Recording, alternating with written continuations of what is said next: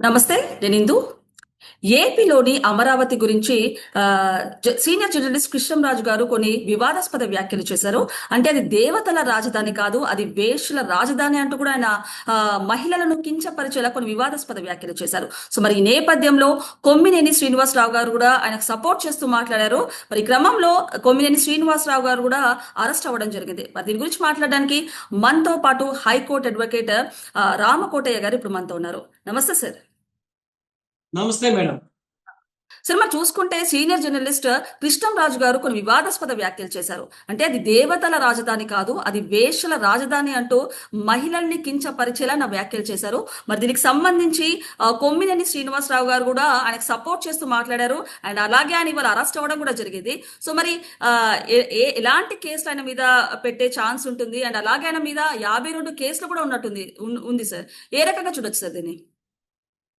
చూడమ్మా, ముందు ఆయన జర్నలిస్ట్ యొక్క వృత్తికే కళంకితం తెచ్చారు.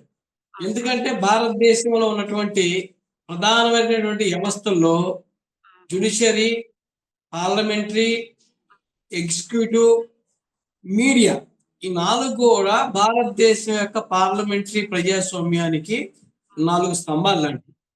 ఇలాంటి వ్యవస్థలో ఉన్నటువంటి ఆయన ఒక రకంగా మహిళల్ని కించపరిచేలాగా అవమానకరమైనటువంటి అసభ్యకరమైనటువంటి వ్యాఖ్యల్ని సభ్య సమాజం సిగ్గుపడే విధంగా ఆయన వ్యాఖ్యానించడం జరిగింది.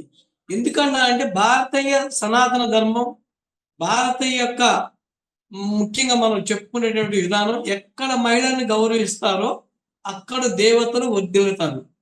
ఇప్పుడు అమరావతి కూడా అది దేవతల రాజధాని. ఒక దేవతల రాజధాని మనకి చరిత్రలో లిఖించుకోబడినటువంటి అమరావతిలో దానికి సభ్య సమాజం సిగ్గుపడాలని చెప్పడం అనేది ముందు ఆయన యొక్క వ్యాఖ్యలు దురదృష్టకరం. మీరు పత్రికా రంగంలో ఉన్నటువంటి ఎలక్ట్రానిక్ మీడియా కావచ్చు, ప్రింట్ మీడియాలో కావచ్చు, మీరు కూడా దాంట్లో బాధపడాల్సినటువంటి అంశం ఉంది.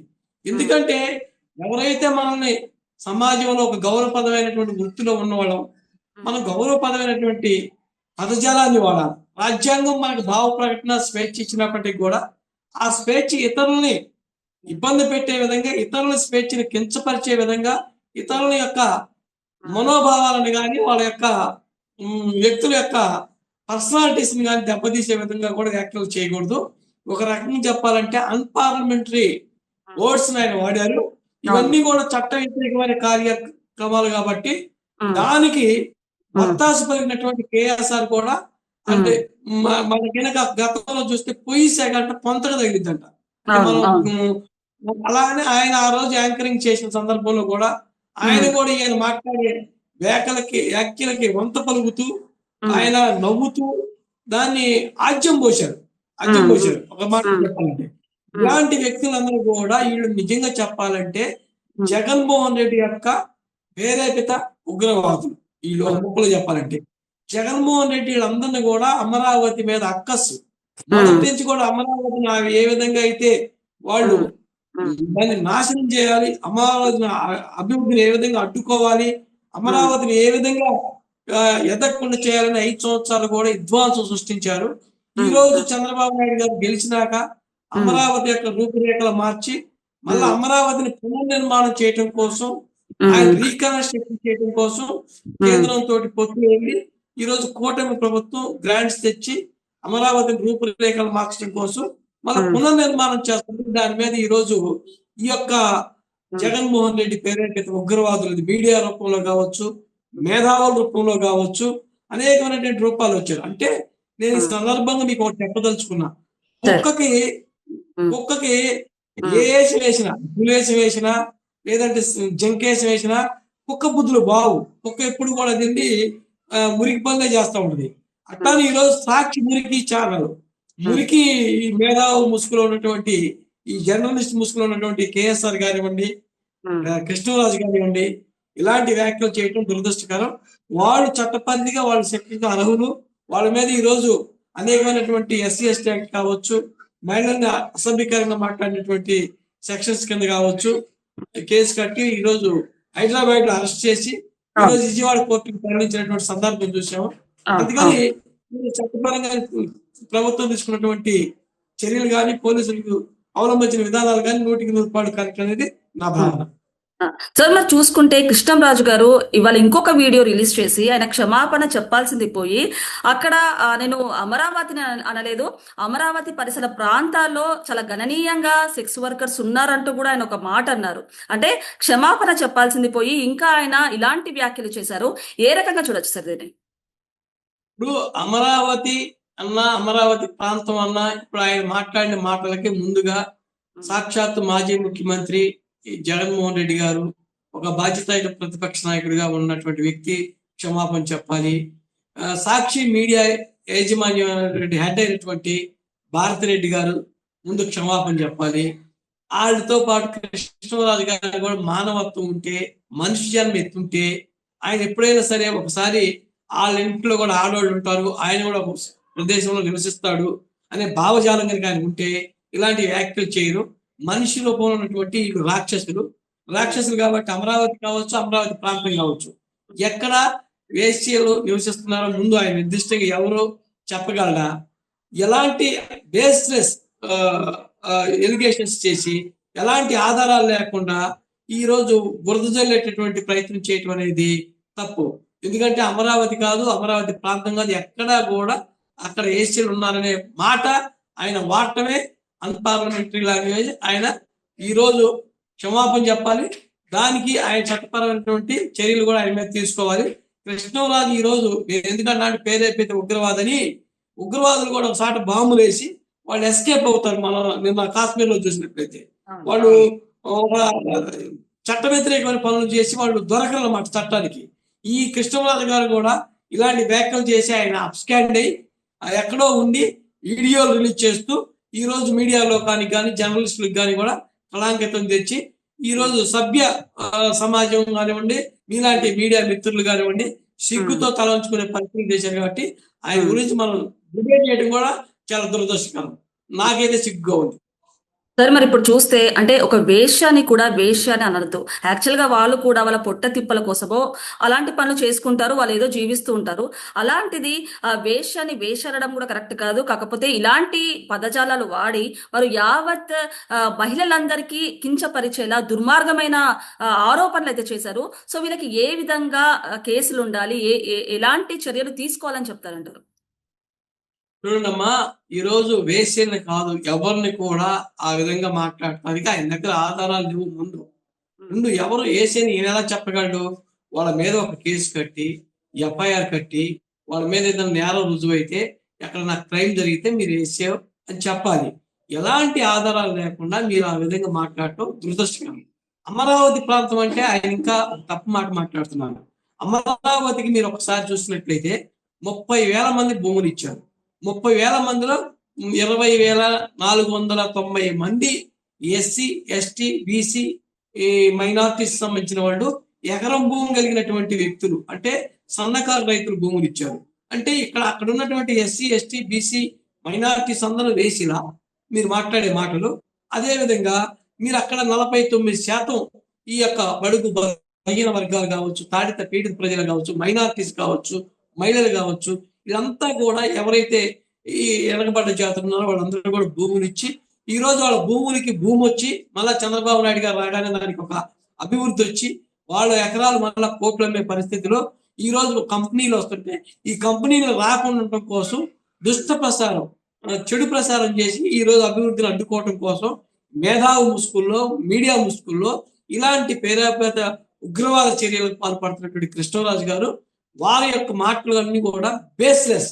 అందుకని వారి మీద చట్టపరంగా ఎస్సీ ఎస్టీ యాక్ట్ కేసు కావచ్చు, మహిళల్ని కించపరిచేటటువంటి కేసులు కావచ్చు, ఇంకా చిన్నపిల్లల మీద ఏదైనా మాట్లాడినట్టే పోక్సో చట్టం కింద కేసులు కావచ్చు, అలా ఇంకా ఏదైతే ఉన్నాయో అలాంటి నాన్ బెయిలబుల్ సెక్షన్స్ అన్ని కూడా పెట్టి ఆయన్ని ఈ రోజు బెయిల్ రాకుండా కోర్టులో ఆయన రిమాండ్ చేసి ఆయన రెండోసారి మళ్ళా ఎవరి మీద కూడా వ్యాఖ్యలు చేయడానికి భయపడే విధంగా చట్టపరంగా వాళ్ళని చట్ట పరిధిలో శిక్షించాలని నేను చెప్తాను.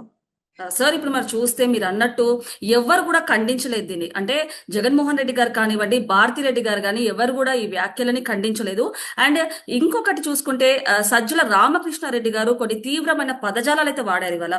అంటే ఆ, మహిళలు రాక్షసుల్లాగా ప్రవర్తిస్తున్నారు, ఒక సుంకర జాతికి చెందిన వాళ్ళు అంటూ కూడా ఆయన తీవ్రమైన పదజాలం వాడారు. అంటే క్షమాపణ చెప్పాల్సింది పోయి ఆయన ప్రెస్ మీట్ పెట్టి ఇలాంటి వ్యాఖ్యలు చేయడం ఎంతవరకు కరెక్ట్ అంటారు?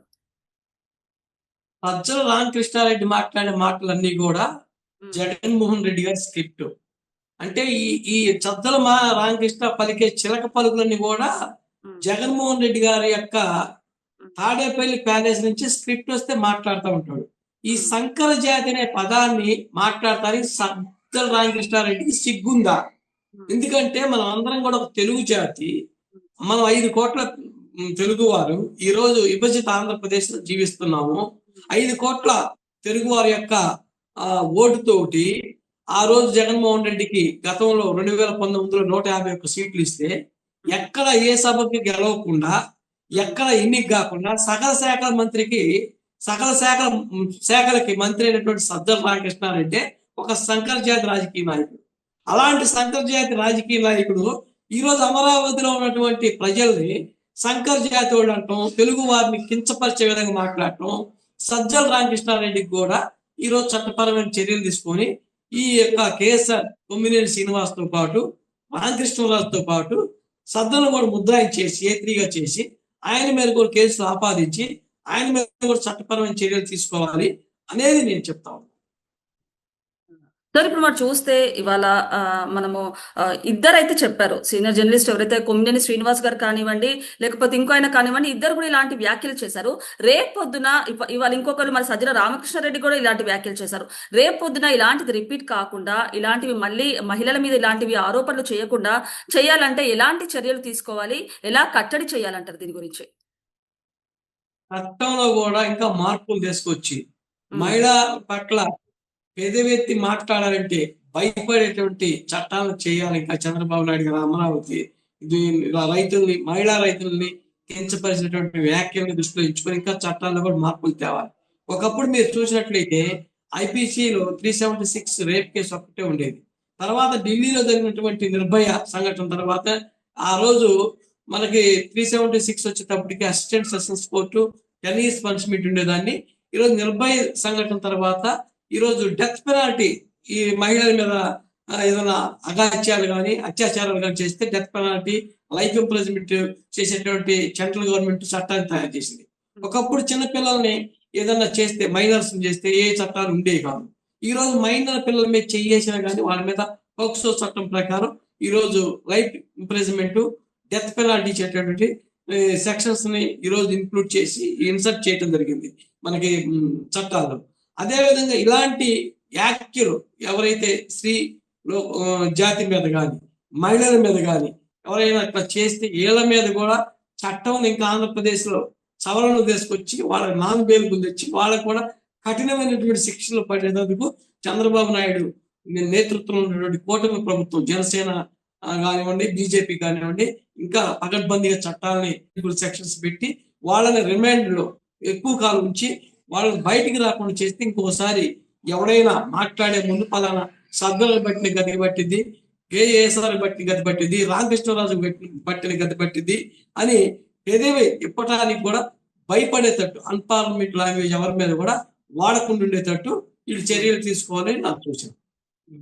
సార్ ఇప్పుడు మనం చూసుకుంటే జర్నలిస్టులు అంటే ఒక బయాస్డ్ గా మాట్లాడాలి, అంటే జనరల్ గా మాట్లాడాలి. అలాంటిది వైసీపీకి అమ్ముడు పోయి ఈ సాక్షి ప్రతినిధులు ఎవరైతే వ్యాఖ్యలు చేశారో, ఏదైతే మహిళల గురించి కించపరుస్తూ మాట్లాడారో, వీళ్ళకి ఎలాంటి శిక్ష పడాలంటారు? అండ్ ఒక జర్నలిస్ట్ హోదాలో ఉండి ఇలాంటి వ్యాఖ్యలు చేయడం ఎంతవరకు కరెక్ట్ అంటారు? అసలు జర్నలిస్ట్ అనే పదం దానికి అర్థం వారికి తెలియదు. ఎందుకు చెప్పాను ఈ మాట అంటే, జర్నలిస్ట్ అంటే మీకు మన మీడియా ద్వారా ప్రజలకు కూడా చెప్పాలి. ప్రజల సమస్యలు ఏదైతే ఉన్నాయో, ప్రజల యొక్క ఆకాంక్షల మేరకు ఎన్నిక కాబడినటువంటి ప్రభుత్వం నెరవేర్చినప్పుడు ప్రతిపక్షాలు కూడా దాని మీద విమర్శ చేయనప్పుడు ఒక్క కలంతో కానీ గళంతో కానీ ప్రజా సమస్యల మీద ఆ పార్టీ ఈ పార్టీ అని తెలియకుండా ప్రజాపక్షాన్ని నిలబడేవాళ్ళే నిజమైనటువంటి మీడియా జర్నలిస్టులు. ఒక రకంగా చెప్పాలంటే పత్రికా రంగానికి సంబంధించిన ప్రతినిధులు. ఈరోజు మనకు వైసీపీయా, తెలుగుదేశం పార్టీయా, బీజేపీయా కాదు. ప్రజలకి ఏ సమస్య ఉంది, ప్రజా సమస్యలలో ప్రభుత్వం ఎక్కడ వైఫల్యం చెందింది, ప్రభుత్వ యొక్క విధానాలు ప్రజలకు చెప్పినటువంటి వాటి మీద నిగ్గదీసి తేల్చాల్సినటువంటి మీడియా వాళ్ళు ఈరోజు అమ్ముడు పోయి వాడేసేటువంటి కుక్క బిస్కెట్లు తిని కుక్కలాగా మాట్లాడుతున్నటువంటి ఈ జర్నలిస్టుల్ని మనం ఎప్పుడు కూడా ఇంకా వాళ్ళకి మీడియా వాళ్ళని చెప్పటం, జర్నలిస్టులను చెప్పటం, పాత్రికేయులను చెప్పటం సిగ్గుచేటు. వాళ్ళ మీద అసలు నాకు తెలిసి సమాజం వాళ్ళని ఎరేయాలి. అంటే మనకి ఒక పెదరాయుడు సినిమాలో కనుక ఎలేసినట్టు సమాజం అంటే మానసికంగా ఎలేయాలి. వాళ్ళతోటి ఎవరు కూడా మానవ సంబంధాలు పెట్టుకోకూడదు. భవిష్యత్తులో వాళ్ళని ఎప్పుడైతే జనం ఎలేస్తారో తర్వాత వాళ్ళు మానసికంగా చచ్చిపోతారు. తర్వాత చట్టం విధించే శిక్షలు కానీ కోర్టు విధించే శిక్షల తర్వాత వాళ్ళని ఫిజికల్గా వాళ్ళని భయపెడతా ఉంటారు. మానవులు కూడా వాళ్ళ మీద ఏంటంటే సభ్య సమాజంలో ప్రజలు కూడా వాళ్ళ కుటుంబ సభ్యుల దగ్గర నుంచి బంధుమిత్రుల దగ్గర నుంచి వాళ్ళని ఈ ఎలేయటం అనేది బహిష్కరించడం అనేది జరగాలనేది నా అభిప్రాయం.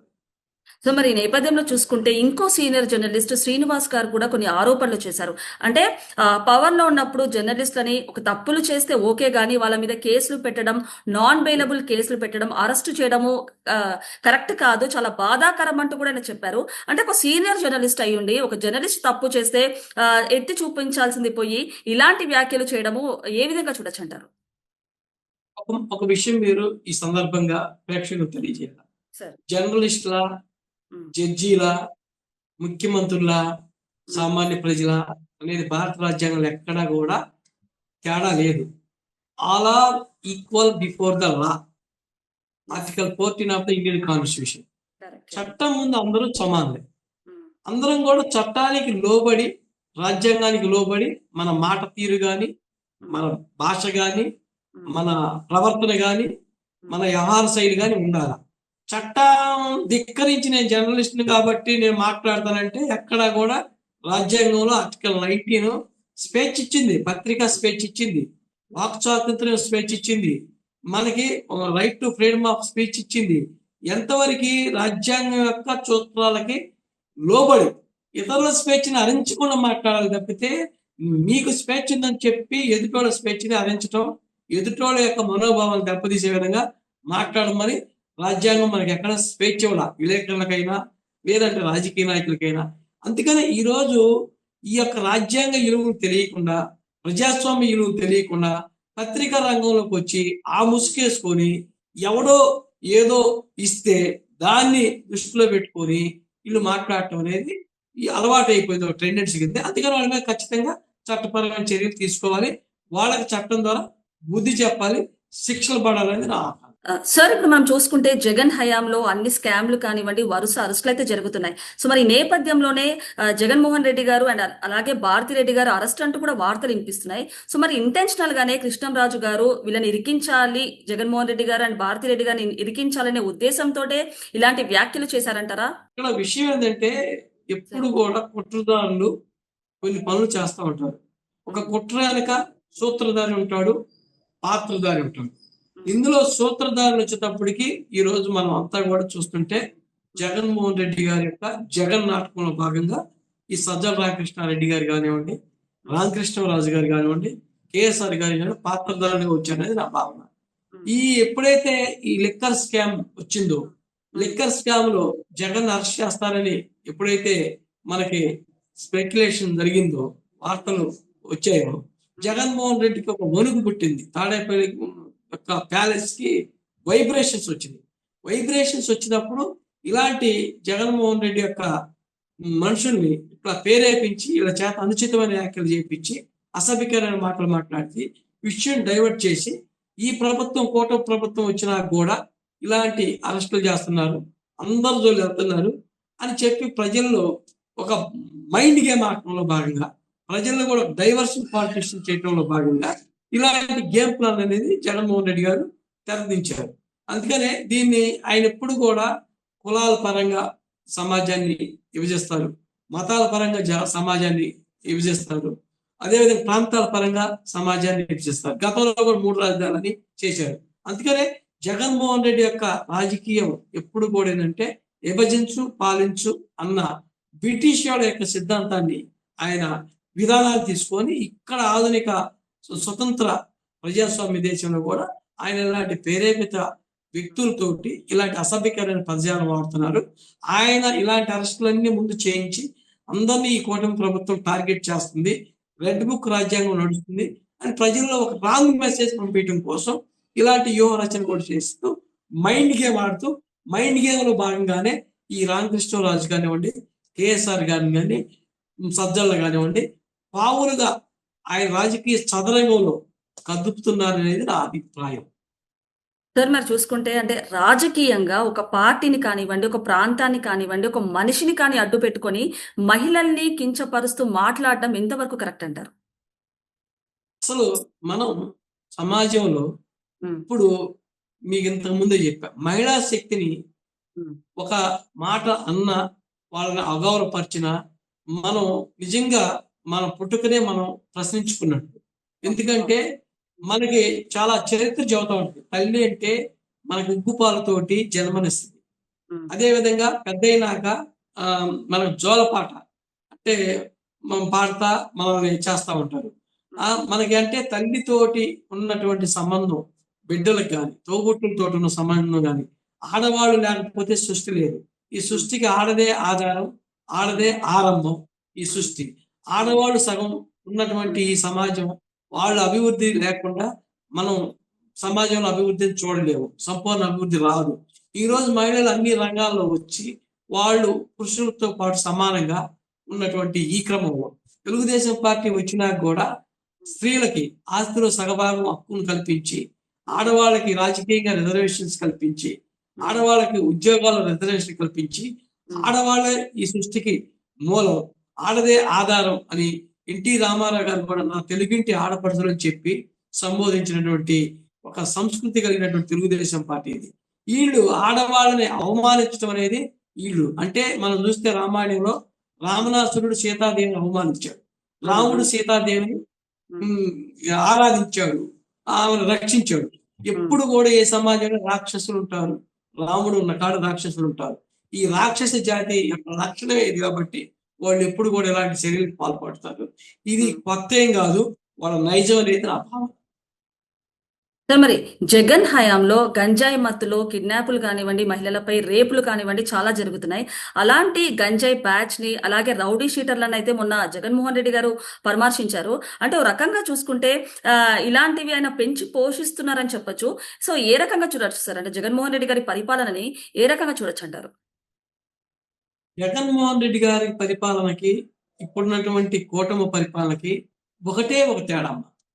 చంద్రబాబు నాయుడు గారేమో విజన్ ఉన్న నాయకుడు. అంటే 20 సంవత్సరాలకి ఈ ఆంధ్రప్రదేశ్ ని ఏం చేద్దాం, భారతదేశంలో మొదటి రాష్ట్రంగా తీర్చిదిద్దామా, ప్రపంచానికి ప్రఖ్యాతి గాంచినటువంటి తెలుగు జాతిగా మనం తెలుగు జాతి ఖ్యాతిని విశ్వవ్యాప్తంగా మనం దీన్ని తీసుకెళ్దామనేటువంటి ఆలోచన విధానంతో, ఒక అభివృద్ధి నమూనాతోటి, ఒక డెవలప్మెంట్ తోటి, సంక్షేమంతో చంద్రబాబు నాయుడు గారు పరిపాలన చేస్తారు.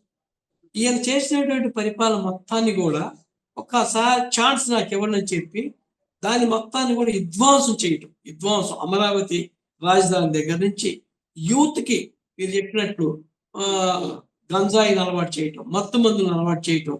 అంటే ఎప్పుడైతే యూత్ చదువుకోకుండా, వాళ్ళకి ఉద్యోగాలు ఉపాధులు లేకుండా, వాళ్ళు ఎక్కడైతే నిరుద్యోగంతో వాళ్ళు కొన్ని వ్యసనాలకు లోనైతే ఆ పాలకులు ఏది చెబితే అది చేస్తారు. వాళ్ళు వేసేటువంటి తాయిలాలు భిక్షాలకి దేహి అంటూ వాళ్ళ చుట్టూ తిరుగుతూ ఉంటారు. అందుకని జగన్మోహన్ రెడ్డి ఎప్పుడు కూడా ప్రజలను సోమరపోతులు చేయటం, ప్రజలకు పని బాటలు లేకుండా చేయటం, వాళ్ళని వ్యసనాలకు లోన్ చేయటం, యూత్ దగ్గర నుంచి, చదువుకునే యూత్ గంజాయి దగ్గర నుంచి, అదేవిధంగా నాసి రకమైనటువంటి లెక్కల మందు అమ్మి వాళ్ళ జీవితాల్లో వాళ్ళ లివర్ పాడయి వాళ్ళు ఎంతో మంది ఈరోజు 40-50 ఏళ్ళకి చనిపోయే పరిస్థితి వచ్చి, వాళ్ళకేదో మళ్ళీ నేను వేసి బటన్ నొక్కి వాళ్ళకేదో ఇచ్చి ఉద్ధరిస్తున్నా అని చెబుతూ ఉంటారు. బిలో ప్రావర్టీ అయిన వాళ్ళందరినీ కూడా ఈరోజు పని చేయకుండా చేశాడు, వాళ్ళకి పనికి సంబంధించిన స్కిల్స్ నేర్పకుండా చేశాడు. ఈరోజు అంతా కూడా ఒక అభద్రతా భావంతో ఆధారపడే తత్వంతో సమాజాన్ని అకలాకుతం చేసినటువంటి 5 సంవత్సరాల అస్థిరత ప్రభుత్వాన్ని, ఒక అలజడిని సృష్టించినటువంటి వైనాన్ని, అప్రజాస్వామ్య విధానాన్ని మనం గతంలో చూసిబట్టే ఆయన 151 సీట్ల నుంచి 11 సీట్లకి ప్రతిపక్షం కూడా గుర్తించకుండా, రికగ్నైజ్డ్ అపోజిషన్ లీడర్గా కూడా ఇవ్వకుండా ఆయన విపక్ష నాయకుడిగా ప్రజలు కూర్చోబెట్టారు. కాబట్టి ఇంకా ఆయనకి బుద్ధి రాలేదు, సిగ్గు రాలేదు, ఇంకా ఆయనకి బోధపడలేదు. అందుకని ఈసారి ఆ 11 సీట్లు కూడా రావు, ఒకటో రెండో వచ్చి ఈసారి ఇంకా ఆంధ్ర రాష్ట్ర రాజకీయాల నుంచి స్మాష్ అయిపోవడం ఇట్లానే అవలంబిస్తుంది. సార్, ఇప్పుడు మనం చూసుకుంటే ఎలాగైతే కూటమి ప్రభుత్వం అభివృద్ధి చేస్తుందో నిజంగా కెపాసిటీ ఉంటే అలా అభివృద్ధి చేసి చూపించాలి. కాకపోతే ఇలాగా వైసీపీ నేతలు అండ్ అలాగే సాక్షి ప్రతినిధులు ఎలాంటి వ్యాఖ్యలు చేస్తున్నారో ఆడపడుచుల మీద ఏ రకంగా చూడొచ్చంటారు దీన్ని? ఇప్పుడు వాళ్ళ నైజం అది. పాముకి పాలు పోస్తే పాము ఏం చేస్తుంది? ఆ పాలు తాగి పోసినోడిని కాటేస్తుంది. ఇప్పుడు వాళ్ళు చేస్తున్నటువంటి చర్యల్లో కానీ ఎక్కడా కూడా జగన్మోహన్ రెడ్డిని మనం చూస్తే 11 మంది ఎమ్మెల్యేలు వస్తే నేను అసెంబ్లీకి పోనంటాను. అసెంబ్లీకి పోనని చెప్పి ఆయన ఇక్కడ అసెంబ్లీ అవతల, అంటే ఆయన ఎక్కడైతే అసెంబ్లీలో పోయి ప్రజా సమస్యల మీద గళమెత్తాల్సిన నాయకుడు తాడేపల్లి ప్యాలెస్ లో కూర్చొని ఇలాంటి కుట్రలకి ప్లాన్ చేసి ఇలాంటి అసంఖ్యకరమైనటువంటి వ్యక్తులతోటి ఈ చట్ట వ్యతిరేకమైనటువంటి వ్యాఖ్యలు చేయించి ఈ విధంగా ప్రభుత్వాన్ని అస్థిరతపరచాలని, ప్రభుత్వం మీద ఒక అలజడి తేవాలనేటువంటి ఒక కుట్ర జరుగుతుంది. ఆ కుట్రకి నాయకత్వం వహిస్తున్నారు. కాబట్టి ప్రజలు ఖచ్చితంగా గమనిస్తారు. దీని మీద భవిష్యత్తులో వాళ్ళకి లోకల్ బాడీ ఎలక్షన్లు కానీ, రాబోయే ఎలక్షన్లు కానీ మళ్ళా ఓటు ద్వారా బుద్ధి చెవు. సార్, ఇప్పుడు మనం చూసుకుంటే చంద్రబాబు నాయుడు గారు కానివ్వండి, అలాగే పవన్ కళ్యాణ్ గారు ఎవరైతే ఇలాంటి వ్యాఖ్యలు చేశారో వాళ్ళని ఉపేక్షించేది లేదు, కఠినంగా శిక్షిస్తామంటూ కూడా చెప్పారు. సో ఇలాంటి వాళ్ళ మీద మళ్ళీ రేపు పొద్దున మళ్ళీ రిపీట్ కాకుండా, మళ్ళీ ఎవరు మాట్లాడకుండా ఆడవాళ్ళ గురించి ఎలాంటి కేసులు కానివ్వండి, ఎలాంటి చర్యలు కానివ్వండి, ఎలాంటివి తీసుకుంటే మళ్ళీ ఇలాంటివి రిపీట్ కావు అని చెప్తారు మీరు? ఇప్పుడు మన బీజేపీ, జనసేన, తెలుగుదేశం పార్టీ కూటమి ఎప్పుడు కూడా వాళ్ళ రూలింగ్ అండర్ ద పర్మిసిబుల్ లా, అంటే చట్టానికి లోబడి పరిపాలన చేస్తారు, ప్రజాస్వామ్యబద్ధంగా చేస్తారు, రాజ్యాంగానికి లోబడి వాళ్ళ పరిపాలన ఉంటుంది. అందుకని చట్టంలో వాళ్ళు ఏదైతే తప్పు చేశారో దానికి సంబంధించినటువంటి సెక్షన్స్ ని ఆపాదించి చట్టపరమైన చర్యలు తీసుకుంటాంలో ఎక్కడ కూడా తెలుగుదేశం పార్టీ కూటమి వెనకాడదు. ఎందుకంటే చంద్రబాబు నాయుడు గారు కూడా చెప్పారు, ఎవరైతే ఇలాంటి అసంఖ్యకరమైనటువంటి భాష వాడతారో, అసభ్యకరమైనటువంటి భాష వాడతారో, ఇలాంటి చట్ట వ్యతిరేక చర్యలు వాళ్ళ గుండెల్లో నేను నిద్రపోతానని చెప్పారు. అంటే ఆయన మహానాడులో కూడా చెప్పారు, ఎక్కడైతే లా అండ్ ఆర్డర్ వైలేషన్ అవుతుందో, లా అండ్ ఆర్డర్ ఎవరైతే వాళ్ళ చేతిలో తీసుకుంటారో అలాంటి వ్యక్తుల్ని ఎప్పుడు కూడా నేను వదిలిపెట్టను, వాళ్ళకి శిక్షలు కఠినంగా చేపిస్తాను అని చంద్రబాబు నాయుడు గారు పదే పదే చెబుతున్నారు. ఖచ్చితంగా దీని మీద ఆయన ఉక్కుపాదంతో మోపి వాళ్ళని రెండోసారి ఇలాంటి మాటలు మాట్లాడాలంటే వాళ్ళ ఎన్నుల్లో వణుకు పుట్టే విధంగా చేస్తారనేది నా విశ్వాసం. సార్, మరి అంటే బాధతో ఎవరైతే వాళ్ళ నిరసన చేస్తున్నారో మహిళలు దీని గురించి వాళ్ళని సజ్జల రామకృష్ణారెడ్డి గారు సంకర జాతి అంటూ కూడా తీవ్ర పదజాలం వాడారు. మరి ఆయనకి ఎలాంటి శిక్ష పడాలి, ఆయనని ఎలాంటి యాక్షన్ తీసుకోవాలంటారు సజ్జల రామకృష్ణారెడ్డి గారి మీద? సజ్జల రామకృష్ణారెడ్డి అనే వ్యక్తే ఇందాక మీకు చెప్పారు, సకల శాఖలకి మంత్రి ఆయన. అంటే ఎక్కడా గెలవకుండా ఒక ప్రతి శాఖ మీద ఆయన ఆధిపత్యం చేసి, ప్రతి చాట ఆయన పెత్తనం చేసి, ఈరోజు వైసీపీ ప్రభుత్వం ప్రతిపక్షం లేకుండా పోయింది, ప్రజల్లో ఇంత యావగింపు గురైంది, ప్రజలు ఈ విధంగా సేదరించుకున్నారు, ప్రజలు ఈ విధంగా ఆ పార్టీని అసహించుకున్నారంటే సజ్జల రామకృష్ణారెడ్డి గారి యొక్క చర్యలే. ఆయన ముందు సకల శాఖల మంత్రికి ఏ విధంగా అయ్యాడంటే ఆయన ఒక రకంగా ఆయన ఆలోచించుకోవాలి. ఆ మాట మాట్లాడే ముందు ఇలాంటి భాష వాడినందుకు సిగ్గుతో తల ఉంచుకోవాలి. ఎప్పుడు కూడా బాధ్యతాయుతమైనటువంటి హోదాలో ఉండి, ఒక సలహాదారుడి హోదాలో ఉన్న వ్యక్తిని, ఎప్పుడు అయినటువంటి వ్యక్తి ఆయన మాట్లాడే మాట భాష ఎప్పుడు కూడా ఇతరులను కించపరిచే విధంగా, ఇతరులను బాధ పెట్టే విధంగా అన్పార్లమెంటరీ వర్డ్ వాడకూడదు. ఆయన మీద కూడా చంద్రబాబు నాయుడు గారి ప్రభుత్వం ఖచ్చితంగా చర్యలు తీసుకొని ఆయన కూడా బుద్ధి చెబుతుందని నాకు